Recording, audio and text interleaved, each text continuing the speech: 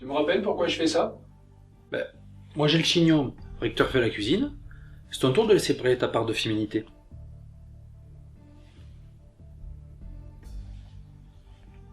C'est bon là?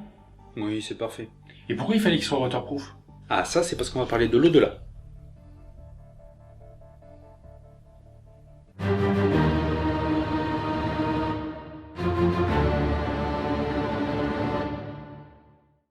Salutations mes aigues vivois, et les autres aussi ne soyons pas sectaires. Je vous propose pour cet épisode de nous rendre un temps en Égypte, ou plutôt, comme l'appelaient les anciens Égyptiens, Kemet, la terre noire, du nom du limon fertile qui était apporté chaque année lors de ces inondations qui avaient lieu fin juillet. Tout autant nourricier que destructeur, mais à l'époque, pour les Égyptiens... Le bien, le mal, tous ces trucs-là, c'est un peu flou pour moi. Et nous aurions beaucoup à apprendre de cette volonté de ne pas catégoriser en bien ou mal une puissance de la nature. Comme la mort, représentée tel un fleuve, le Styx chez les Grecs ou le Sanzu chez les Japonais. Et les défunts doivent le traverser pour aller vers l'autre monde. Mais revenons pour l'instant à l'Égypte. Le Nil, dont les inondations venaient rythmer la vie des Égyptiens, a servi de base pour le premier calendrier solaire. Et pour ceux que ça intéresse, on l'a déjà traité dans l'épisode 7 de la saison 1. Et avec cette pleine lune de printemps, nous débutons le mois de Khonsu, le voyageur, un dieu lunaire souvent associé à Thoth lorsqu'il s'agit de compter le temps. La lune d'ailleurs, merveilleuse transition pour parler de son importance et de la force qu'elle peut exercer lors des équinoxes sur les marées, les grandes marées. Vous n'êtes pas sans savoir que lorsque la lune, la terre et le soleil sont alignés, les jeux des attractions respectives font que la mer monte ou descend. Et ce mouvement qui rythme les littoraux, l'homme a cherché depuis l'Antiquité à l'utiliser, à travers différents dispositifs de moulins, jusqu'à récemment des hélices dans des centrales marémotrices.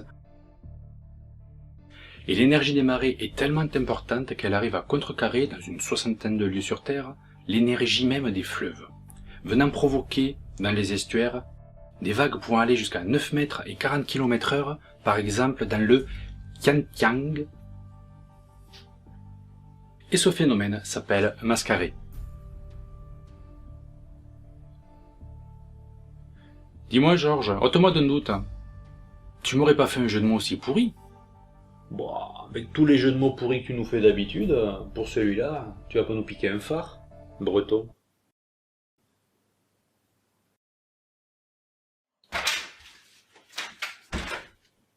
Bon, il a besoin de se mettre au vert apparemment. Je vous propose comme transition de laisser la parole à un chinois, mais qui est mort par contre. Empty your mind. Be formless, shapeless, like water. Now you put water into a cup. It becomes the cup. You put water into a bottle, it becomes the bottle. You put it in a teapot, it becomes the teapot. Now water can flow, or it can crash. Be water, my friend. Bon, normalement, moi, j'avais dans l'idée de finir dans le Colorado pour voir le Grand Canyon. Mais la production n'a pas validé le budget, donc c'est un loser pour les gorges du Tarn.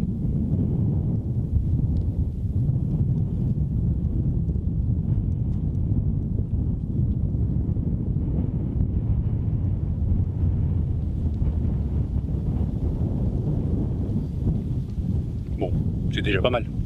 On se retrouve en bas ? Puisque nous ne pouvons pas voyager dans l'espace, je vous propose de voyager dans le temps. Retrouvons-nous il y a 150 millions d'années au Jurassique. Non, ne fais pas ça! Sinon voilà ce qui va se passer! T'occupe Belette, je sais très bien ce qui va se passer. On va avoir des ichthyosaures, des plésiosaures, des crocodiles marins, des poissons osseux et plein d'autres saloperies qui veulent nous bouffer. De toute façon, c'est juste pour imaginer pour la vidéo. On peut pas voyager dans le temps. Donc fais-moi plaisir, tu retournes dans ton futur visiteur. Je n'étais où? Oui, donc il y a 150 millions d'années, à cette époque, la mer recouvre toute la surface ici. Et des cadavres de mollusques, de bivalves et de plein d'autres choses, plein de calcaire, vont mourir et former par sédimentation les chaînes que nous avons autour de nous.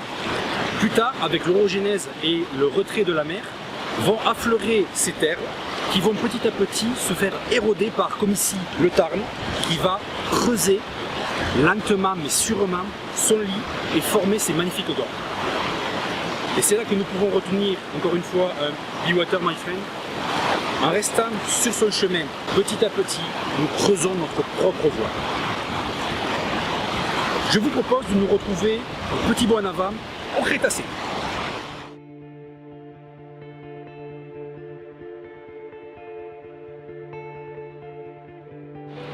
Nous sommes maintenant dans un lieu unique en Europe, mais je vous dirai tout à l'heure pourquoi. Imaginez-vous, il y a 70 millions d'années. Nous sommes actuellement sous la mer, au Crétacé.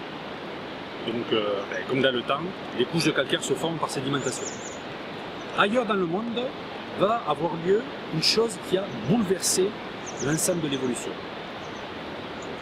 Voulant asseoir leur domination sur les T-Rex, les raptors de l'époque, sous l'impulsion des croyances de leur prophète Raptor Jésus, et gouverné par un certain Franklin Delano, un raptor qui était roux et svelte, je crois, mettent en place le projet Yucatan.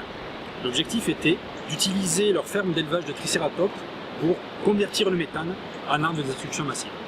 Malheureusement pour eux, heureusement pour nous, la réaction s'est emballée et arriva à ce qui devait arriver en 65 millions d'années avant nous. Mais pour le coup, ça n'a aucune influence puisque comme on était ici sous la mer, il n'y a aucun impact. Certains huluberlus parlent de leur côté d'une intervention extraterrestre, mais ce serait vraiment tant les gens pour des idiots qui manqueraient du second degré. On est arrivé donc au Paléocène et à l'Éocène qui a continué à produire du calcaire, puis les terres effleurant, l'érosion a commencé à faire son office, en particulier avec des eaux de pluie qui ont formé petit à petit des ruisseaux. À cette époque, comme vous pouvez le voir sur la carte, la Rise devait suivre un chemin sinueux à travers les roches. Elle a creusé, comme dans le Tarn, des vallées. Puis un jour, elle s'est dit qu'elle pourrait créer son propre raccourci directement dans la roche.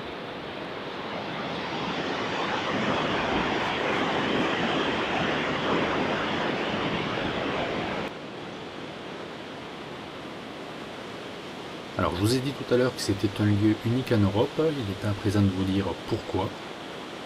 Et bien il se trouve que cette grotte traversante du Mazazil a servi depuis la préhistoire de lieu de refuge pour les humains. Aussi on y a retrouvé beaucoup d'ossements préhistoriques et c'est pour cela qu'elle abrite actuellement un musée. Mais bon, ça à la limite, pas mal d'autres grottes un petit peu partout dans le monde servent aussi de lieu de conservation et de culture. Non, elle est unique en Europe parce que c'est la seule grotte traversée par une route départementale. Alors c'est pas forcément la meilleure des choses au niveau de la pollution pour permettre la conservation, mais ça reste quand même son petit lieu unique, donc je me devais de vous le dire. Et c'est aussi un lieu intéressant puisque, comme vous pouvez le voir à l'écran, on peut y observer le phénomène de plissement des couches sédimentaires. Vous voyez bien par rapport à l'horizontalité de l'eau que les différentes couches ont été plissées, pliées, et si vous revenez au début de la vidéo, vous verrez qu'elle est pliée dans l'autre sens.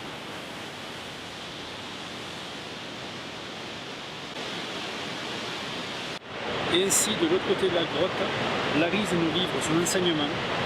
Dans la vie, il y a des chemins tout tracés, sinueux, mais il ne tient qu'à nous de prendre le temps de créer nos propres raccourcis. Be water, my friend. Allons voir à présent que l'eau peut aussi construire. Nous sommes toujours au pied des Pyrénées, quelques kilomètres un peu plus à l'est, à Roquefort-les-Cascades. Nous allons voir qu'ici, l'eau a construit, après s'être chargée de différents éléments qu'elle a arrachés tout au long de son périple, du sodium, du potassium, du calcium, des carbonates, du chlorure, du sodium, ce qui fait que l'eau de la mer est salée. Eh bien, elle est venue construire par petites strates, en recouvrant des mousses ou des différents végétaux qu'elle a asphyxiés, et petit à petit, par strates comme ça, former un ensemble d'une roche spongieuse qui est très légère, très facile à travailler tout en restant solide. On appelle ça le tuf, et nous sommes dans une tufière, du nom de la région de Tivoli en Italie, où elle a été pour une des premières fois exploitée par l'homme, en l'occurrence les Romains pour la construction par exemple du Colisée. Mais ici même, il y a une particularité, puisque l'eau est venue construire sa propre originalité, sa propre identité, en formant ce qu'on appelle les cascades pétrifiées.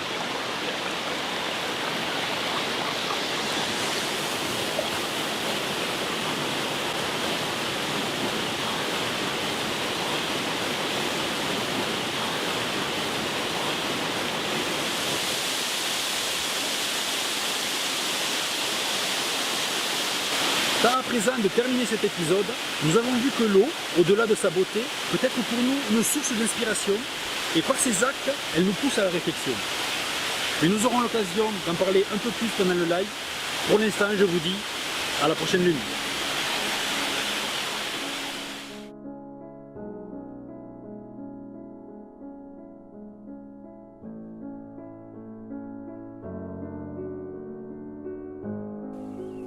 It is like a finger pointing away to the moon. Don't concentrate on the finger or you will miss all that heavenly glory.